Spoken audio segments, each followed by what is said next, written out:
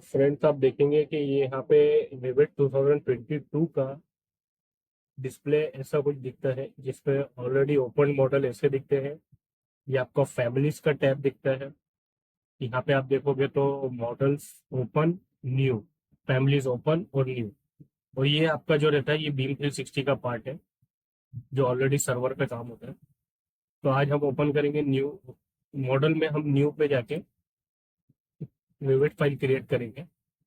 तो आप इसमें देखेंगे कि इसमें construction template, architecture template, structural template, system template, construction metric template, metric metric architectural template, metric structural template.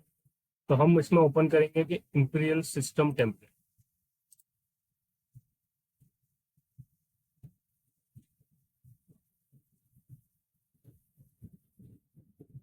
तो आप देखेंगे कि मैंने इंपीरियल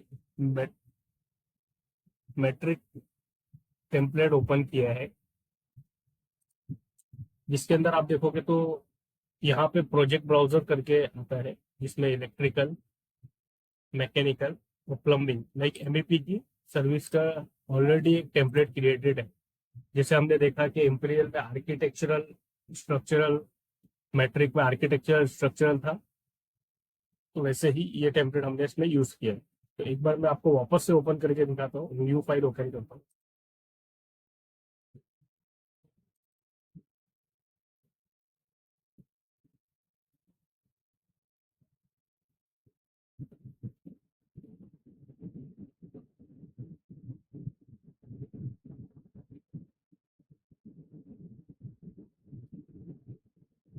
रेविट सॉफ्टवेयर इंस्टॉल करने के लिए ट्राई करिए कि i5 7 जनरेशन तक का सॉफ्टवेयर का लिए आपको मिनिमम रिक्वायरमेंट है, 16 GB रैम। और ट्राई करिए कि ग्राफिक कार्ड इंस्टॉल्ड हो और एसएसडी हार्ड डिस्क हो, ताकि आप उसको थोड़ा स्मूथ यूज कर सकें। प्रॉब्लम यह है कि सॉफ्टवेयर अगर आपको रिक्वायर्ड है तो ऑटो कैड और रिविट में आपको थोड़ा प्रॉब्लम हो सकता है, क्योंकि ऑटो कैड 2D सॉफ्टवेयर है और रिविट आपका 3D सॉफ्टवेयर है। तो 3D सॉफ्टवेयर की रिक्वायरमेंट मिनिमम आप रखिए i5 7 जनरेशन या फिर उसके अबाउ। और उसके बाद में आप उसके लिए 16 GB की रैम और एटलीस्ट 4 GB का ग्राफिक कार्ड आप रखिए और एसएसडी हार्ड डिस्क। विंडोज 10 आप रखिए और ट्राई करिए कि स्टूडेंट वर्जन आप यूज करते हैं।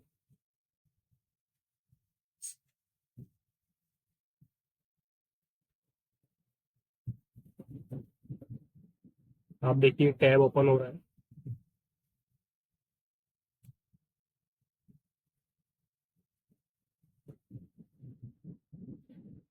तो जैसे कि हमने देखा कि model new, open and new, family open and new, beam के लिए ऑटोडेस्क, और ये आपका इसके टैब।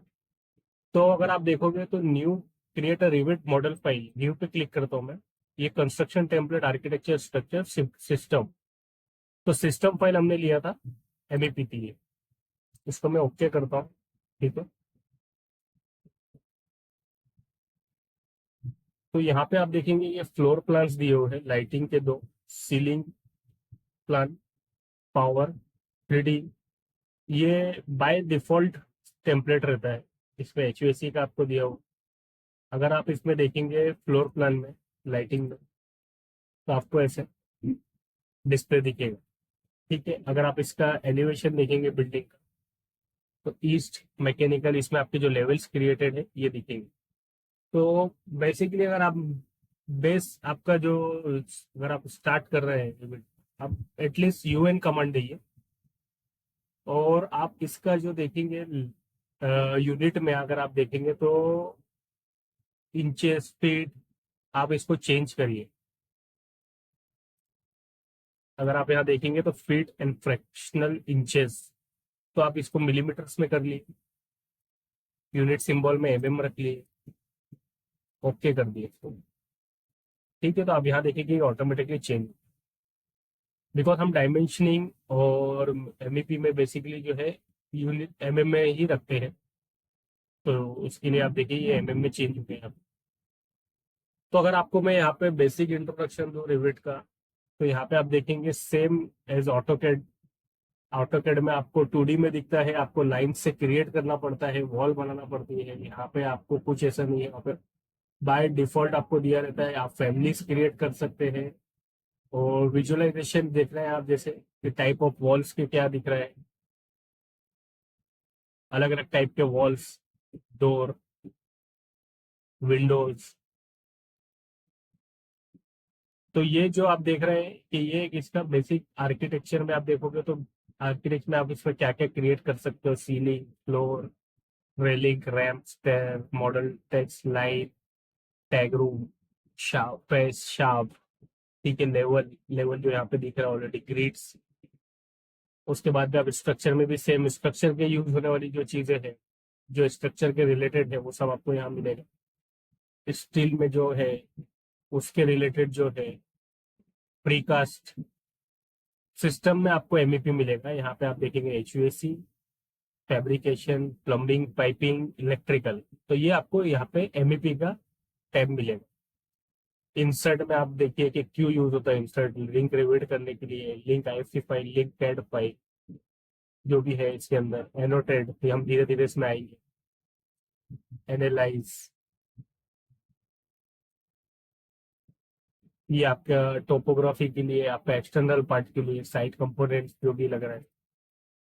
कोलेबरेट क्यों यूज होएगा, व्यू, व्यू के सेक्शन में आप देखिए क्या क्या दिख रहा है, revision, sheet, drafting view, visibility, manage में material, object style, project parameters, ये सब आपको दिख रहा है यहाँ पे।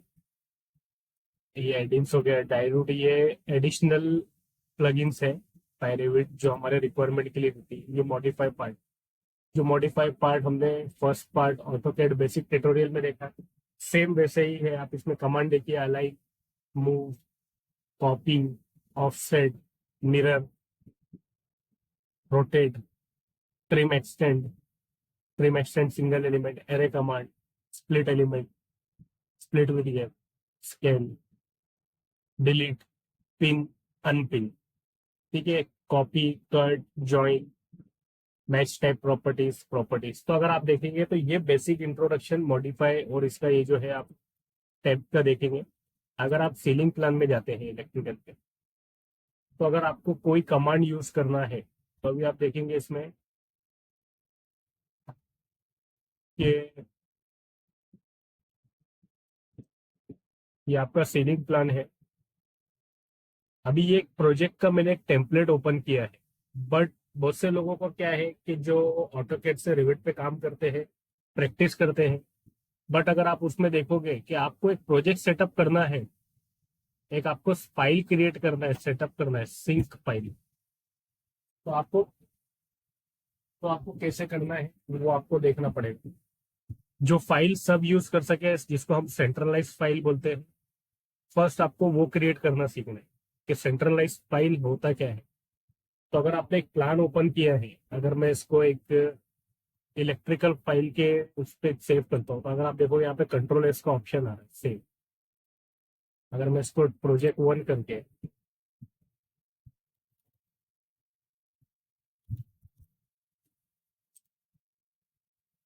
तो आप देखोगे ये यहाँ पे सेव हो गया,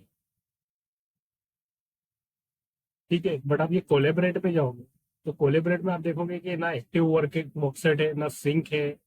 तो ये क्यों यूज होता है, तो वो इसके अंदर आपको पहले यहाँ पे जाके वर्कसेट पे क्लिक करना है, बाय डिफॉल्ट वर्कसेट सिलेक्ट करना है।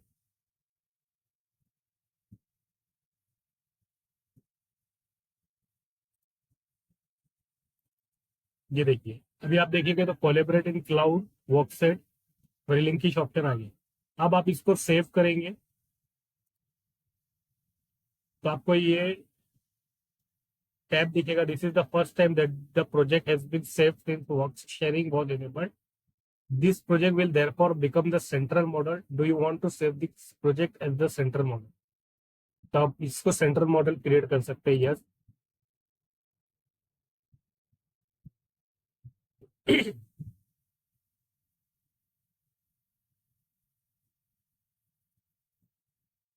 तो अब आप देखेंगे कि वो मॉडल सेव हो गया है, यहाँ का सेव लॉक हो गया है, और यहाँ पे सिंक्रनाइज का ऑप्शन ओपन हो गया।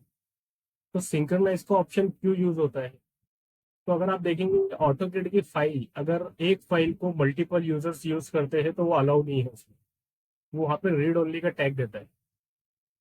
बट अगर आप यहाँ पे सिंक्रनाइज कर सेंट्रलाइज फाइल क्रिएट करोगे, और अगर आप यहाँ पे एक ही फाइल को मल्टीपल यूजर्स यूज करोगे, तो आपको यहाँ पे आप sync compact printer model user created workset, ये मल्टीपल फाइल को आप एक ही फाइल को मल्टीपल यूजर यूज कर सकते हैं, एक्सेस कर सकते हैं। अगर सामने वाला कोई बंदा आपके वो यूज करके इसको कुछ चेंजेस करता है, तो वहां से सिंक करेगा। आप यहाँ पे रिलोड लेटेस्ट करोगे तो डायरेक्टली रिलोड लेटेस्ट हो जाएगा, और आपके इसमें हाईलाइट होने लगेगा कि ये चेंजेस हुआ है। और उसमें आपको कोई फाइल रीड ओनली क्रिएट करने की जरूरत नहीं है, कोई एक्सरेफ अटैच करने की जरूरत नहीं है। ये डायरेक्टली आप एक फाइल को मल्टीपल यूजर्स एक्सेस कर सकते हैं। तो मैंने जो स्टार्टिंग में बताया था आपको कि रेविट और बीम 360 का जो प्लेटफॉर्म है वो क्यों है, उसका रीजन क्या है, अगर आप देखेंगे, तो अगर आप यहाँ पे ओपन एक टेम्पलेट देखेंगे,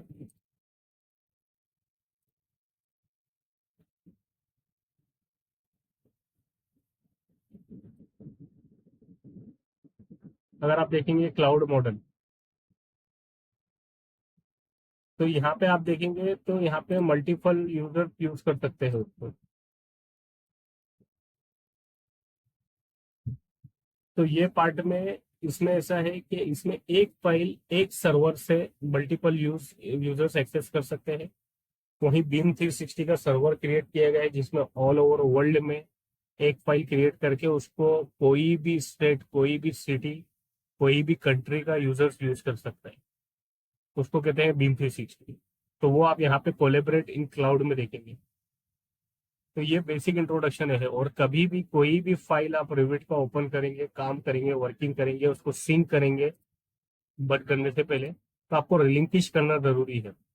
रिलिंक्विश ये है कि release ownership of workset and borrowed element that have not been change. अगर आप ये नहीं चेंज करेंगे, और अगर कोई आपकी फाइल पे काम कर रहा है और उसको अगर वो रिक्वेस्ट आती है, तो आपको रिलिंक्विश करना जरूरी है, नहीं तो उसको परमिशन नहीं मिलेगा वो चेंज करने का।